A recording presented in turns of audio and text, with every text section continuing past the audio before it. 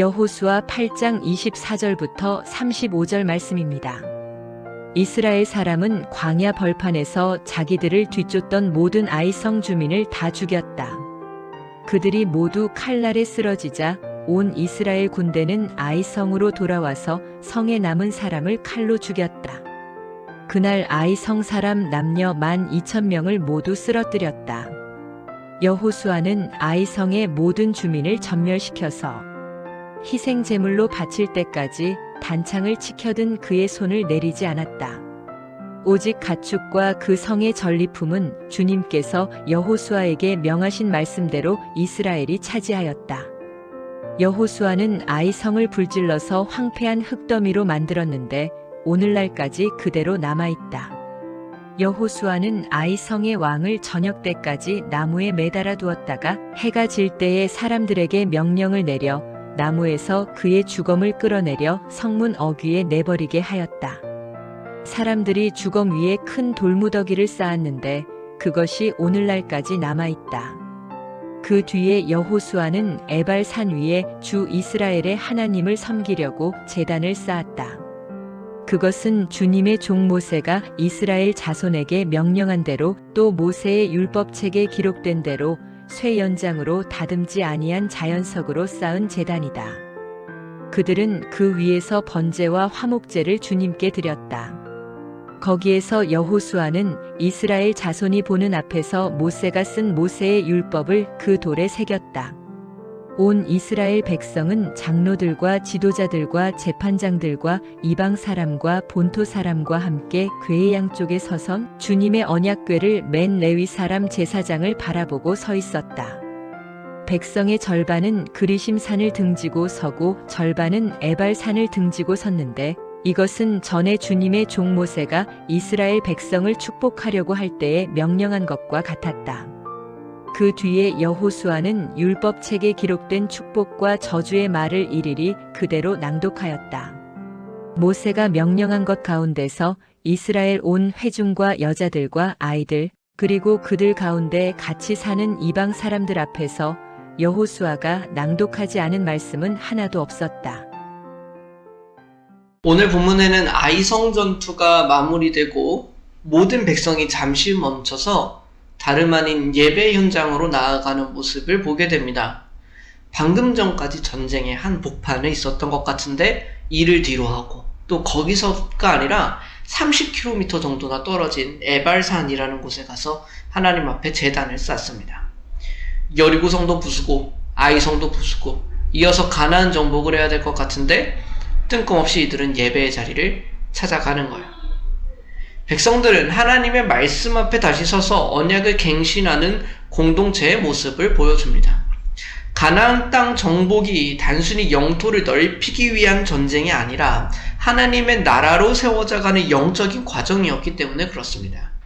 그렇기에 전쟁 그 자체보다 중요한 건 늘 예배여야 하고 승리의 전리품을 챙기는 것보다 중요한 건 하나님을 향한 신실함인 것이죠.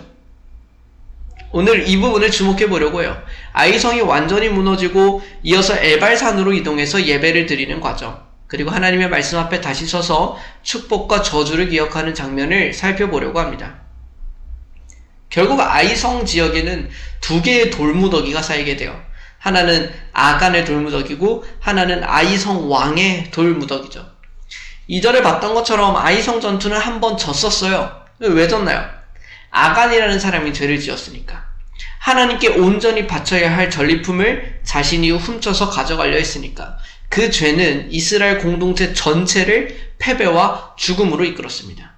결국 그 죄는 드러났죠. 이로 인해서 그와 또 그의 가족들이 심판받았고 그 위에 돌무더기가 쌓였었잖아요. 이것을 보면서 이스라엘이 죄의 무거움과 또 그 책임을 계속 상기하는 지점이 되었죠. 처참한 아이성 전투의 결말이 여기서 나타납니다. 아이성의 남녀 12,000명이 모두 전멸했다 하고 그들의 왕을 저녁까지 나무에 매달아 놨다가 결국 성문 어귀에 던진 후에 거대한 돌 무더기가 그 위에도 쌓입니다. 그런데 이것을 또 단순한 전쟁의 잔혹함을 드러내주는 도구로 본다라기보다는 하나님을 정면으로 거부하고 대적하는 세력에 대한 심판으로 보는 게 옳다는 것을 다시 한 번 더 이야기를 해야 하겠습니다. 그런데 우리가 한 가지가 기억이 나잖아요. 아이성 전투에서는요, 각 백성이 전리품을 챙기는 게 허락이 됐거든요. 그러니까 아간이라는 사람이 조금만 기다렸다면 아마 그는 자신이 원하는 걸 가지게 됐었을 겁니다. 그의 탐욕이 모든 걸 망쳐버린 것이죠. 결국 아이성 근처에는 두 개의 돌무더기가 쌓이게 돼요. 하나는 아간 위에, 하나는 아이성 왕 위에 쌓입니다. 서로 다른 두 돌무더기는 결국 하나님의 뜻을 거슬렀다가 생겼다는 점에서 같은 모습을 보이기도 합니다. 하나님의 백성이든지 간에 혹은 이방인이든지 간에 그 죄에 대한 결과는 참혹한 법이죠. 그러나 더 중요한 것은 어떠한 사소한 죄도 그것을 외면해서는 안 된다라는 것을 우리는 기억해야 합니다. 두 돌무더기를 이제 좀 뒤로 하고 이스라엘 백성들은 에발산이라는 곳에 이동해요. 그곳에서 예배를 드립니다. 이 예배를 드릴 때도 두 돌을 집중해 볼 필요가 있습니다. 하나는 제단을 쌓는 돌이고요. 하나는 율법을 새기는 돌이에요. 이스라엘 백성은 저주의 산이라고 알려졌던 에발산에 제단을 세웁니다. 이게 참 아이러니한 게 저주의 산에 죄를 용서하는 제단이 쌓이는 거예요. 그러니까 하나님께서는요, 저주가 늘 핵심과 중심에 있는 게 아니라 그 저주를 경고받아 돌이켜서 축복이 임하는 것이 늘 핵심이세요. 그들이 저주로 인해 멸망할 수 있는 그 자리에 죄가 용서되는 제단이 쌓입니다. 하나님께서 제단을 쌓을 때요, 쇠 연장을 써서 다듬지 말라고 하세요. 이것도 깊은 의미가 있는데 당시 가나안 지역의 제단은 물론 다른 종교도 다 마찬가지일 것 같은데요, 잘 다듬은 돌로 쌓았어요. 그러나 이스라엘의 제단에서는 그렇게 하지 말고 그냥 있는 그대로 쌓으라고 말합니다. 왜일까요? 죄를 사함받는 것, 이 모든 은혜의 행위는요, 인간의 행위와 노력이 들어가서는 안 되기 때문에 그렇습니다. 오직 하나님의 은혜로 주어지는 것을 상징하죠. 그 은혜 위에서 이스라엘 백성들은 번제와 화목제를 드립니다. 여호수아는 이어서 다른 돌에 가져와서 모세의 율법을 새기게 합니다. 하나님의 말씀을 다시 한번 백성들한테 공표하고 가르치는 일이죠. 그들이 다른 어떤 기준이 아니라 하나님의 말씀을 따라 살아가겠다고 공표하고 다짐하는 행위였습니다. 백성의 절반은 축복의 산 그리심산에, 또 다른 절반은 저주의 산 에발산에 섰습니다. 그리고 가운데에는 언약궤를 든 레위 사람들이 있었겠죠. 그리고 모든 말씀, 즉 축복과 저주의 말씀이 낭독되었어요. 모두가 그 말씀 앞에 서 있음을 다시 한번 기억하는 것이고 다짐하는 겁니다. 이제 전투가 이어지기 전에 이들이 다시 한번 예배했어야만 하는 이유가 이해되시나요? 그들은 재정비를 하는 거예요. 군사적인 준비를 더 나아가서 다른 성을 멸망시키는 게 아니라 하나님과의 관계가 준비되는 게 첫 번째라고요.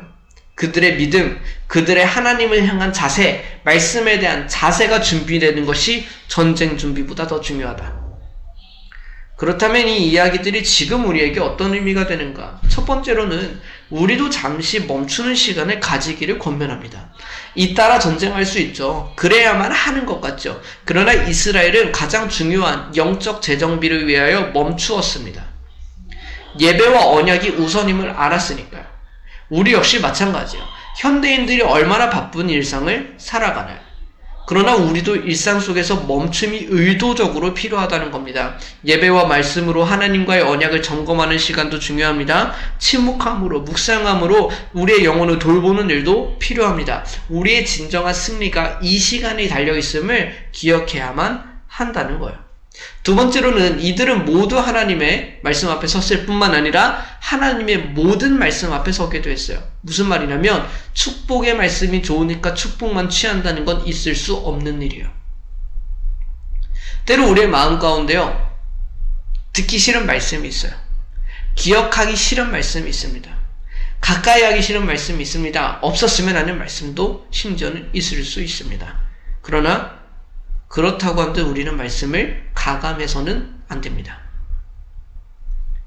그것은 하나님을 향한 온전한 믿음이 되지 못하기 때문에 그래요. 마지막으로 세 번째로는 그 구원이 하나님의 은혜로 말미암음을 여전히 기억하는 일입니다. 인간의 노력이 아니라, 인간의 공로가 아니라 우리가 다듬지 않는 돌로 제단을 쌓았듯 하나님의 은혜로 주어진 것으로만 우리의 죄가 용서되고 우리의 구원이 임한다는 사실이죠. 오늘 우리는 두 개의 돌무더기, 그리고 또 두 개의 돌을 봤습니다. 죄에 대한 결과, 용서와 회복, 언약의 말씀에 순종하는 것을 모두 봤죠. 그것들이 가져다주는 의미도 봤습니다. 우리는 죄를 어떻게 다루고 있나요? 우리는 어떻게 죄 용서를 구하고 은혜를 또 구하고 있나요? 우리는 하나님의 말씀 앞에 어떤 자세로 서 있습니까? 이 모든 것을 함축하는 그리스도의 십자가 앞에서 이를 돌아보기를 소망합니다. 죄에 대한 결과가 죽음임을 보여주셨고 자신이 아닌 우리의 죄를 지고 가셔서 용서하실 것을 보여주셨으며 부활하심으로 그 회복과 영생을 보여주셨고 말씀에 친히 순종하는 본을 보이신 것을 기억하는 거야. 이 십자가의 은혜를 힘입어서 날마다 죄와 싸워 이기고 모든 말씀에 순종하며 살아가는 하나님의 백성의 삶을 우리가 살아가기를 소망합니다. 잠시 함께 기도합시다. 하나님 아버지, 주님의 말씀을 통해 우리의 삶을 여전히 돌아봅니다. 바쁜 일상에 속아 하나님 앞에 머무르는 시간을 희생하며 살아온 저희를 불쌍히 여겨주십시오. 하나님 앞에 머무는 시간을 우선순위에 두어 진정한 존재의 회복이 일어나기를 소망합니다. 하나님의 모든 말씀, 우리를 아프게 하는 말씀까지도 귀하게 듣고 새기게 하여 주십시오. 주님께서 우리에게 베풀어 주신 구원의 은혜를 잊지 않고 누리며 살게 하여 주십시오. 반복되는 우리의 삶과 신앙의 습관 속에서 너무나도 당연한 것을 놓치며 살아갑니다. 늘 조용한 곳에서, 홀로 있는 곳에서 그 가치를 다시 돌아보고 반복되는 예배와 말씀 앞에서 그 가치를 다시 새기며 살아가는 우리가 되게 하여 주십시오. 이미 우리에게 주어진 구원과 그 은혜를 늘 감사하며 살아가는 우리가 되기를 소망하며 예수 그리스도의 이름으로 기도드립니다. 아멘.